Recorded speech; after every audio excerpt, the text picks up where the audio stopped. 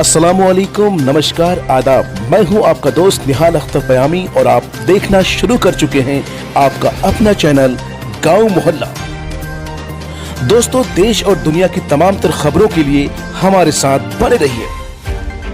भारत चीन विवाद को लेकर एक तरफ सर्वदलीय बैठक चल रही थी तो दूसरी तरफ आज तक के स्टूडियो में मजलिस-ए-इत्तेहादुल मुस्लिमीन के सदर असदुद्दीन ओवैसी केंद्र सरकार मोदी सरकार पर जबरदस्त प्रहार कर रहे थे। ओवैसी कह रहे थे कि अगर कोई एग्रीमेंट की वजह से मेरे देश के जवानों की जान चली जाती है तो भाड़ में जाए ऐसा एग्रीमेंट। ख्वाजा मोइनुद्दीन चिश्ती रहमतुल्लाह अलैह के खिलाफ गलत टिप्पणी करने वाले विवादित पत्रकार अमीश देवगन के खिलाफ देश भर में एहतजाज अब भी जारी है। शुक्रवार को देश के अलग अलग हिस्सों में लोगों ने प्रोटेस्ट किया। हालांकि अमीश अपनी गलती का एहसास करते हुए माफी मांग चुके हैं, लेकिन उसके बावजूद लोग लगातार इस बात पर अड़े हुए हैं कि अमीश देवगन की गिरफ्तारी हो। भारत चीन विवाद को लेकर पीएम मोदी ने बुलाई सर्वदलीय बैठक। इस बैठक में नहीं बुलाए गए ओवैसी, तेजस्वी और केजरीवाल। खबर विस्तार से। भारत चीन सीमा स्थिति के संबंध में चर्चा के लिए बुलाई गई सर्वदलीय बैठक में पीएम नरेंद्र मोदी ने चीन को दो टूक संदेश दिया है कि भारत शांति और दोस्ती चाहता है, लेकिन देश के स्वाभिमान की रक्षा सबसे पहले है। पीएम मोदी ने आगे कहा कि चीन ने जो किया उससे देश आहत है, लेकिन आज हमारे पास वो क्षमता है कि कोई 1 इंच जमीन की तरफ आंख उठाकर देख नहीं सकता।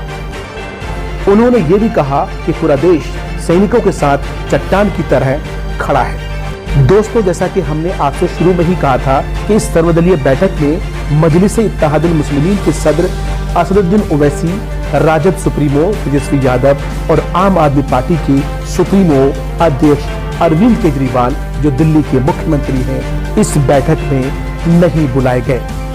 हालांकि इन पार्टियों ने बैठक में नहीं बुलाने का विरोध जताया है।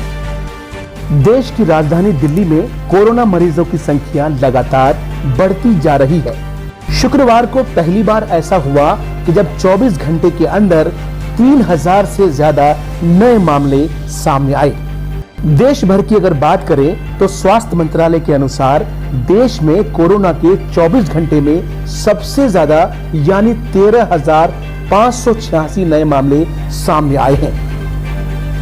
अब तक कुल पॉजिटिव मामले 3,80,532 हो चुके हैं, जिनमें 2,04,711 मरीज ठीक होकर अपने घरों को लौट चुके हैं। सीमा पर चीन को सबक सिखाने के लिए सेना तैयार है। वहीं देश में अब चीन के सामानों के बहिष्कार ने जोर पकड़ना शुरू कर दिया है। सरकार भी अब चीन को आर्थिक झटका देने की तैयारी कर रही है। इसके साथ ही व्यापारिक संगठन CAIT ने भी चीन के खिलाफ खुलकर बोलना शुरू कर दिया है। उसने खुले पत्र में आमिर खान, कटरीना कैफ, दीपिका पादुकोण, रणवीर सिंह, रणवीर कपूर, विराट कोहली, श्रद्धा कपूर, सलमान खान जैसे एक्टर से चीनी ब्रांड के विज्ञापन न करने का आग्रह किया है। वहीं दूसरी तरफ अमिताभ बच्चन, अक्षय कुमार, शिल्पा शेट्टी, माधुरी दीक्षित, सचिन तेंदुलकर और महेंद्र सिंह धोनी से चीनी सामान के बहिष्कार के अभियान भारतीय सामान हमारा अभियान से राष्ट्र हित में जोड़ने की सलाह दी है। आतंकियों से सांठगांठ करने के आरोपी जम्मू कश्मीर के पूर्व डीएसपी को मिली जमानत। जम्मू कश्मीर पुलिस के पूर्व डीएसपी दविंदर सिंह को दिल्ली के पटियाला हाउस कोर्ट ने जमानत दे दी है। उन्हें 1 लाख के निजी मुचलके पर जमानत मिली है। आरोपी दविंदर सिंह के साथ आरोपी इरफान सैफी मीर को भी पटियाला हाउस कोर्ट ने 1 लाख के निजी मुचलके पर जमानत दी है। आरोपियों को दिल्ली पुलिस की स्पेशल सेल की चूक की वजह से डिफॉल्ट जमानत दी गई है। भारत चीन विवाद को लेकर अमेरिका ने पहली बार प्रतिक्रिया दी है। अमेरिका ने गलवान घाटी में भारत और चीन के सैनिकों के बीच सोमवार रात हुई हिंसा झड़प पर पहली बार प्रतिक्रिया दी है। अमेरिका के विदेश मंत्री माइक पोम्पियो ने ट्वीट कर भारत के साथ संवेदना जताई है। पोम्पियो ने कहा कि हम चीन के साथ हाल में हुए संघर्ष की वजह से हुई मौतों के लिए भारत के लोगों के साथ गहरी संवेदना व्यक्त करते हैं। हम इन सैनिकों के परिवारों, उनके आत्मीय जनों और समुदायों के स्मरण करेंगे ऐसे समय में जब शोक मना रहे हैं। देश के 8 राज्यों की 19 राज्यसभा सीटों पर हुए चुनाव में बीजेपी को जहां 8 सीटों पर जीत मिली, तो वहीं कांग्रेस भी 4 सीटें हासिल करने में कामयाब रही। बीजेपी को गुजरात में 3, मध्य प्रदेश में 2 और राजस्थान, झारखंड और मणिपुर में 1-1 सीट पर विजय हासिल हुई, तो वहीं कांग्रेस को राजस्थान में 2 और मध्य प्रदेश और गुजरात में 1-1 सीट पर जीत मिली है।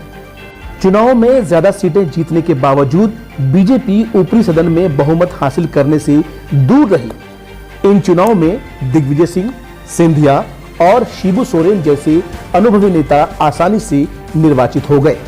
दिलचस्प बात यह है कि आंध्र प्रदेश में सत्तारूढ़ वाईएसआर कांग्रेस ने सभी 4 सीटों पर जीत हासिल की।